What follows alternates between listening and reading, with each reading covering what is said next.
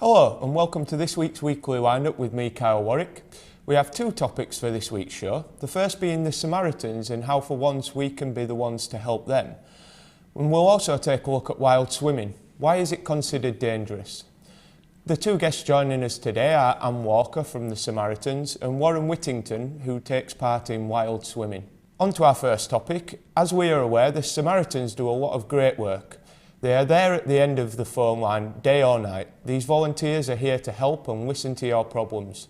The Samaritans are currently looking for new volunteers. So, who are the Samaritans? Samaritans are a nationwide charity that split up into lots of branches around the country. We provide a confidential listening service for people who are experiencing feelings of distress or despair. And we do that by chatting to people on the telephone, via email, text or face-to-face. And we also get out in the community too. Why is it that at this time Samaritans are looking for volunteers? Well, in Huddersfield over the past 3 years, our call levels have nearly doubled. So in order to do that, we aren't 24/7 in Huddersfield, but to ensure that we can keep our service open, we need lots more volunteers to cope with the volume of calls that we get. Is volunteering for a charity difficult, maybe due to the nature of the calls, would you say? Obviously, we speak to a lot of people with a lot of different issues, so it can be testing at times. It's very rewarding. And what we need is people who can listen without judgment, who can maintain our confidentiality and be open-minded. So would you say there's a particular set of skills for somebody coming to look to volunteer with the Samaritans? I'd say open-minded, non-judgmental, they have to maintain confidentiality. But anyone can volunteer, anyone can be a listener, providing they have those core skills. Yeah. And how do volunteers get trained? We've got quite an intensive training process. It's 42 hours over a 6 to 8 week period where they will go through the Samaritans training in-house. They're then mentored on shift for a period of 6 months where they will have someone that will work closely with them throughout their mentoring period until they can have the skills to continue on their own. And does that include like call supervision, sort of somebody almost helping out with the calls when you're initially coming on? Yeah, they'll always be supervised on shift for that first period. They'll have their work will always be checked, so emails and texts will always work with people, so they're never left alone whilst they're under their training. So it is a very good training programme. Yeah, absolutely. And I imagine, is it something where you provide support for your in-house staff as well? Yeah, volunteers have a lot of support. We all work with a shift partner who's our first level of support, and each shift is supported by a leader who will provide emotional support if you've had a particularly difficult shift. Over and above that, we have a group of volunteers within Huddersfield branch that are there purely to support our volunteers. Obviously, we can't provide support to the public if we're not feeling 100% ourselves, so we have a good level of support within the branch. And to what extent does the Samaritans have government funding? Is it a charity that receives government funding? No, in our branch, every branch is a charity in its own right, so every branch is self-funding. We're lucky that we have our shop in Marsh. However, we do need more funding all the time, especially if we wish to grow our community work. We work within schools, we work with the council, we work with GPs, and we're constantly looking at ways to get out into the community, and that all costs money, which we have to raise ourselves. We don't get money from the government. Right, and what are some of the things that you do out in the community as a seen face? Well, we can provide workshops in schools, so we go into schools and provide emotional health workshops. We work closely with the council to look at policy within the area on how we can reduce suicide within the area. We try to get out and about at local shows and fairs so that we can get our details out there to people who maybe don't know how to contact us. And what would you say, I imagine it's quite difficult for you to register the kind of age range of people ringing into your call lines, but to what extent would you say that increase is younger people? I know that there's in recent years been a lot of increase in figures in mental health problems amongst younger people. Is that something that you've noticed at Samaritans Huddersfield? Yeah, we do get more calls, more contacts from young people. There's no particular age range that calls us, and there's no limit to how young or how old anyone can be, and I think it's important that we get that across. And also that the misconception that you have to be suicidal to call Samaritans. We want to talk to people who are experiencing feelings of distress and despair, and that, you know, at any point, sooner the better really, for people to get things off their chest. Yeah. Warren, what are your opinions on the work that Samaritans do? I don't really know much about what they do, obviously, just by what you've said, but I think what I know of them, I think what they do is good, and I think that makes them good Samaritans, doesn't it? What is the feedback you get from people in the community regarding the work that you do? Is it something that you do actively get feedback from the local community? When we get out and about, sometimes it's a little difficult to talk to people because people often expect us to be rattling a collection tin in their faces, and often, you know, we won't do that. We just go out to raise awareness and make sure people know where we are. We do get feedback if we go into schools. We get feedback from the students, and that's always very positive. They learn a lot, and that in today's age nothing's confidential, so the fact that we are makes us fairly unique, and I think it's quite an interesting concept for people that whatever they say to us remains confidential. Yeah, do you think that sort of anonymity between person calling in and person receiving the call is something that mental health sufferers see as a bonus almost, compared with maybe going and sitting in front of somebody face to face? I think sometimes people do find it easier to talk to someone they don't know. Sometimes it's a lot easier to open up if you don't have to face that person again, or you're not worrying about how they'll feel about it. So opening up to your family might be quite difficult for some people if they believe that they'll negatively affect their family's feelings, or they'll feel guilty. So yeah, I think it's easier for people to open up to a stranger sometimes. What would you say that is some of the positives for somebody wanting to come and volunteer with the Samaritans? I'm not thinking just obviously career-wise it might look good on your CV and things like that, but you know, beyond that as well. It's very rewarding. It's very rewarding to do a shift and to talk to people and to know that you've helped someone throughout their day. There's also a great bunch of volunteers there, and it is like a family. You can get involved. We have people who volunteer and they do their shifts as we expect and as they want to do. We also have people who get far more involved and use their skills, such as training or recruitment or publicity, use their skills further for us. So there really is no limit to how much you can do with us. Right. What kind of flexibility is there for somebody volunteering with the Samaritans in terms of amount of time maybe that you need to put into it, or work hours? Yeah, we work with all our new volunteers to find a shift that suits them. So we have people who have regular day shifts or first thing in the morning, or we have people that sign up to do night shifts. We work with our volunteers very closely to make sure that we have a shift that will suit them. Obviously, if people have a shift that doesn't suit them, they won't be as able to fill those shifts. So it's in both our interests to make sure that everyone's happy with their shifts. Yeah.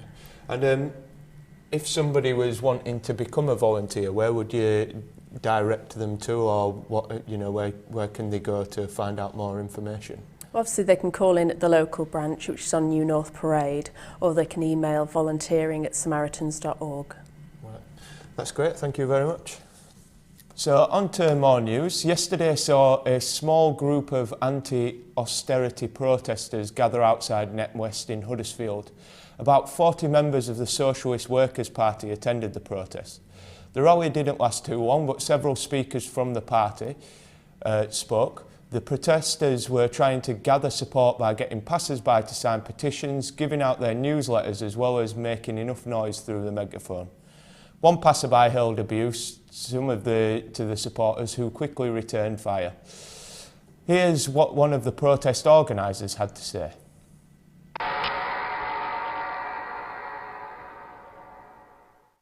Well, the purpose of today's event really is to raise awareness of the fact that we can fight against austerity, to make people aware of certain things that aren't in the mainstream media, about the fact that austerity is a political choice, it's not an economic choice. The bankers could pay their own bills, the poor do not have to pay. We're here to basically show that we can educate people and organise against all these cuts which are starting to come today.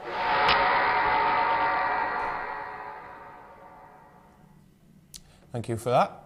As always, the weekly wind-up can be contacted by email, info@kirkleeslocaltv.com, or you can find us on Twitter by searching at the weekly wind-up, and we're also on Facebook.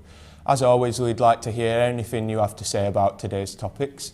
Join us after the break, where we'll be talking to Warren about wild swimming, and we have more news from around Kirklees.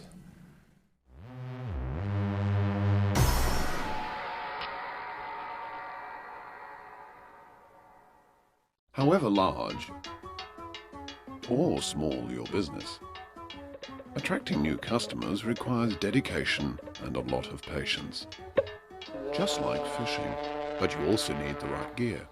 Rods, reels, lines, hooks, sinkers, lures, tackle box, tackle bag, net, bait, gas gloves, clothes, pocket knife, lunch.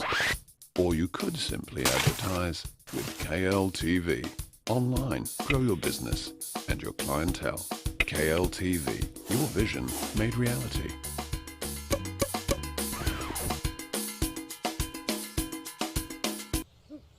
Should have gone to KLTV.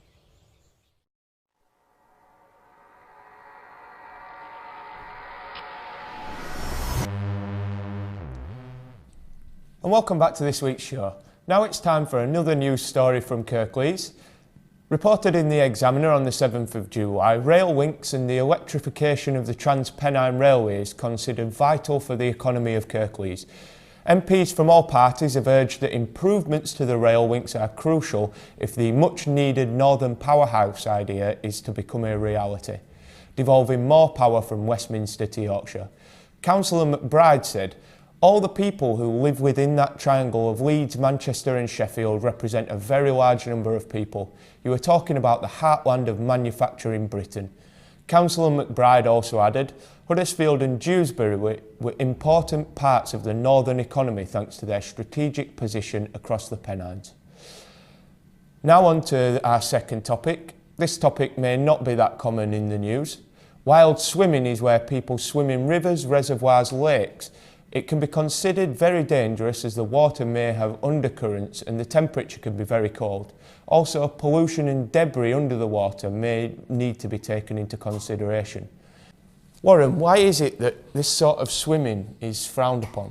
No, because it's something that's not like in the mainstream, is it? It's not going to a swimming pool and that thing, or going to the seaside. It's something you wouldn't expect people to do, like just going swimming in a reservoir, because obviously you get told about how dangerous it is and things. But if it's done correctly and done with safety in mind, it's all right. So you don't obviously swim out to the middle of a reservoir, do you? You kind of stay close enough to shore to swim, but to have a good time as well. Why would you say that it's becoming so popular? Well, because we have, obviously in England, we very rarely get a good summer, and when we do, people like to go out and enjoy the sun, so you don't necessarily want to go swimming inside. So it's just getting out, experiencing something new, experiencing the landscape, enjoying yourself and having good times with friends. What is the dangers regarding like an undercurrent? Why is that something that's so dangerous? But undercurrents, obviously we know, the undercurrents comes with changing temperature of the water, so if the water's too warm in one part and cold in another, it can cause, obviously, an undercurrent. Undercurrents is where obviously there's an undercurrent under the water that you can't see, and getting caught up in one can cause exhaustion, making it hard to swim back to the shore, meaning you can drown from it. So obviously that's something no one wants. What would you say is the best way to take part in wild swimming safely? Well, obviously there's a few basics. If you can't swim, don't go swimming. If you're older, and there's a good chance of shock with the coldness of the water if you don't leave it long enough for the water to be warm. So obviously that can cause problems with your hearts and things like that. If not, just kind of stay close to shore so you're not too far if anything does happen, and if something does happen, then you kind of stuck. But make sure you're always going with someone as well, because they can help if you get into trouble. If not, they can get back on to land and ring someone if they need to, if there's an emergency. Now, I know somebody who, running the risk of his wrath, I'll call him an older gentleman who swears by wild swimming. He swims in reservoirs in winter, all year round basically, and he's kind of a bit of a, I won't say joke, but people do make jokes of him, because you will see him when it's snowing go in and dipping himself in reservoir, and he says it works amazing. Nobody knows where he gets his medical information from, but he says it does his heart the world of good, and he really swears by it. So I mean, it's, you know, I think it's one of those things that's probably been around for a long time. To what extent do you think people get themselves into trouble rather than by their own lack of knowledge about it, rather than it being dangerous? I think it's knowing your own limits, isn't it, really, with anything. It's whatever you do, you've got to know your limits, and if you're going to push yourself that bit further to try and give yourself that adrenaline rush, that's when it starts to become dangerous, because you can lead to a panic attack in the water, where if you don't push your limits and you just do it to have fun, it's less dangerous then. But if you do it to try and push yourself and your own limits, that's when it becomes dangerous, that's when it becomes harmful. And listening to that, what are your feelings on wild swimming? Not big on wild swimming myself, but it sounds sensible that all these things are fun so long as you go with knowledge and you go prepared and you go with someone as well. I think that, the sounds of it, that's the key, isn't it, really? I mean, it's almost seems like there's, the more common sense you've got, the more safe you'll be, almost. Yeah. Do you agree with that? Yeah, definitely. Yeah. And finally, is it legal? Well, I wouldn't say swimming, you can't really call swimming illegal. I think the thing that would be illegal about it is trespassing if you're going into private land. Thank you for that, Warren. We'll be contacting the emergency services in the next couple of weeks to try and find out their views on the subject of wild swimming. That's all we have time for on that topic. On to today's final topic. Reported in the Examiner on the 7th of July, the next story is about the oldest lamppost in Netherton, as well as Huddersfield. Please don't fall asleep. The lamppost, which has been described as handsome but neglected, has had its 150th birthday. It has been revealed that the lamppost, which is based on Moor Lane, has been in Netherton since 1865. It was moved from Meltham Road to Moor Lane, which is the lampost's current location, after a lorry hit it. Unfortunately, that's all we have time for on today's show. I would like to thank both my guests for their input. As always, you can contact the Weekly Wind-Up by email, info@kirkleeslocaltv.com, or you can find us on Twitter by searching at the Weekly Wind-Up, and you can also find us on Facebook. Thank you and goodbye.